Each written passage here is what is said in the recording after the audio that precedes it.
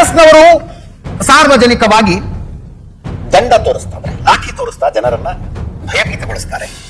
ಅವರಿಗೆ ಸರ್ಕಾರಿ ಶಾಲೆ ಕಾಲೇಜು, ಸರ್ಕಾರದಿಂದ ಅನುದಾನ ಪಡೆಯುವ ಶಾಲೆ ಕಾಲೇಜು ಮತ್ತು ಮುಜರಾಯಿ ಇಲಾಖೆ ದೇವಸ್ಥಾನದ ಆವರಣದಲ್ಲಿ ಚಟುವಟಿಕೆಗಳನ್ನು ಮಾಡದೇ ಇರೋ ಹಾಗೆ ನಿರ್ಬಂಧ ಹೇರಿ ಅಂತ ಪ್ರಿಯಾಂಕ ಖರ್ಗೆ ಅವರು ಮುಖ್ಯಮಂತ್ರಿಗಳಿಗೆ ಪತ್ರ ಬರೆದಿದ್ದಾರೆ.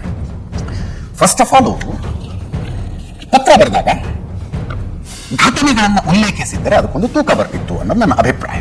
ಈಗ ಇದರಲ್ಲಿ ಏನ್ ಹೇಳ್ತಾರೆ ಅಂದ್ರೆ, ಸರ್ಕಾರಿ ಮತ್ತು ಅನುದಾನಿತ ಶಾಲೆಗಳು ಸಾರ್ವಜನಿಕ ಸರ್ಕಾರಿ ಮೈದಾನಗಳನ್ನು ಬಳಸಿಕೊಂಡು ಶಾಖೆ ನಡೆಸುತ್ತಾ, ಅಲ್ಲಿ ತನಕ ಕರೆಕ್ಟ್ ಇದೆ, ಘೋಷಣೆಗಳನ್ನು ಕೂಗುತ್ತಾ ಮಕ್ಕಳು ಮತ್ತು ಯುವ ಸಮುದಾಯದ ಮನಸ್ಸಿನಲ್ಲಿ ಭಾರತದ ಏಕತೆಯ ವಿರುದ್ಧವಾಗಿ ಮತ್ತು ಸಂವಿಧಾನದ ಆಶಯಗಳ ವಿರುದ್ಧವಾಗಿ ನಕಾರಾತ್ಮಕ ಆಲೋಚನೆಗಳನ್ನು ತುಂಬಲಾಗ್ತಿದೆ ಅಂತ ಬರೆದಿದ್ದಾರಲ್ಲ, ಅದನ್ನ ಸ್ಪೆಸಿಫಿಕ್ ಕೇಸ್ಗಳನ್ನ ಪ್ರಿಯಾಂಕ ಖರ್ಗೆ ಅವರು ಹೇಳಿದ್ರೆ ಏನ್ ಘೋಷಣೆ ಕೂಗಿದ್ರು, ಎಲ್ಲ ಕೂಗಿದ್ರು, ಯಾವಾಗ ಕೂಗಿದ್ರು, ಆ ಘೋಷಣೆಗಳು ಯುವ ಸಮುದಾಯದ ಮನಸ್ಸಿನಲ್ಲಿ ಭಾರತದ ಏಕತೆಯ ವಿರುದ್ಧವಾಗಿ ಹೆಂಗೆ ಭಾವನೆಗಳನ್ನು ಉಂಟಾಗ್ತವೆ, ಸಂವಿಧಾನದ ಆಶಯಗಳ ವಿರುದ್ಧವಾಗಿ ನಕಾರಾತ್ಮಕ ಆಲೋಚನೆಗಳನ್ನು ತುಂಬುವ ಯಾವ ಘೋಷಣೆಗಳನ್ನು RSS ಶಾಖೆಯಲ್ಲಿ ಕೂಗಲಾಯಿತು, ಇಂಥ ಶಾಖೆ, ಇಂಥ ದಿನ ನೋಡಿ ಇಲ್ಲಿದೆ ವಿಡಿಯೋ ಮುಗಿದ್ಬಿಡ್ತಿತ್ತನ್ನ.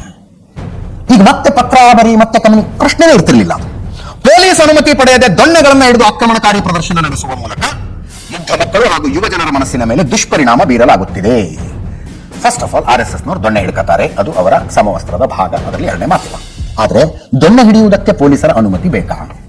ನೋಡಿ, ಆರ್ಮ್ಸ್ ಆಕ್ಟ್ ನ ಇಂತಿಂಥ ನಿಯಮಗಳ ಪ್ರಕಾರ ದೊಣ್ಣೆ ಹಿಡಿಯುವುದಕ್ಕೆ ಪೊಲೀಸರ ಅನುಮತಿ ಬೇಕು. ಆ ಪೊಲೀಸರ ಅನುಮತಿಯನ್ನು ಪಡೆಯದೆ ಇವರು ದೊಣ್ಣೆ ಹಿಡ್ಕೊಂಡು ಓಡಾಡ್ತಿದ್ದಾರೆ ಅಂತ ಬರೆದಿದ್ರೆ ಪತ್ರಕ್ಕೆ ನಾನು ಇನ್ನೊಂದು ಸ್ವಲ್ಪ ತೂಕ ಹೆಂಗ್ ತರಬಹುದಾಗಿತ್ತು ಇದಕ್ಕೆ ಅನ್ನೋದನ್ನ ಹೇಳ್ತಾ ಇರೋದು. ಯಾರೋ ಬಂದು ಒಂದಷ್ಟು ಹುಡುಗರು ಟೀಮ್ ಕಟ್ಕೊಂಡು ಬಂದು ಕ್ರಿಕೆಟ್ ಆಡದೆ, ವಾಲಿಬಾಲ್ ಆಡದೆ, ಖೋಖೋ ಆಡದೆ ಅದಕ್ಕೆ ಅವಕಾಶ ಇದೆ, ಬಟ್ RSS ಇದಕ್ಕೆ ಅವಕಾಶ ಇಲ್ಲ ಅಂತ ಯಾವ ಕಾನೂನಿನ ಅಡಿಯಲ್ಲಿ ಹೇಳಬಹುದು? ಯಾವ ಕಾನೂನಿನ ಅಡಿಯಲ್ಲಿ ಹೇಳಬಹುದು? ಸರ್ಕಾರಿ ಕಚೇರಿ, ಶಾಲೆ, ಇನ್ನೊಂದಾಗ್ಲಿ ಮತ್ತೊಂದಾಗ್ಲಿ ಅಲ್ಲಿ ಧರ್ಮ ಪ್ರಚಾರಕ್ಕೆ, ಧಾರ್ಮಿಕ ಚಟುವಟಿಕೆಗಳಿಗೆ ಅವಕಾಶ ಇಲ್ಲ ಅಂತ ಕಾನೂನು ಹೇಳ್ತಾರೆ. RSS ಶಾಖೆ ಧಾರ್ಮಿಕ ಚಟುವಟಿಕೆಯ, ಇದೊಂದು ಧಾರ್ಮಿಕ ಚಟುವಟಿಕೆ ಆದ್ರಿಂದ ಅದಕ್ಕೆ ಅವಕಾಶ ಕೊಡಬೇಡಿ ಅಂತ ವಾದ ಮಾಡುವುದಕ್ಕೆ ಏನಾದ್ರೂ ಪಾಸಿಬಿಲಿಟಿ ಇದೆಯಾ? We don't know.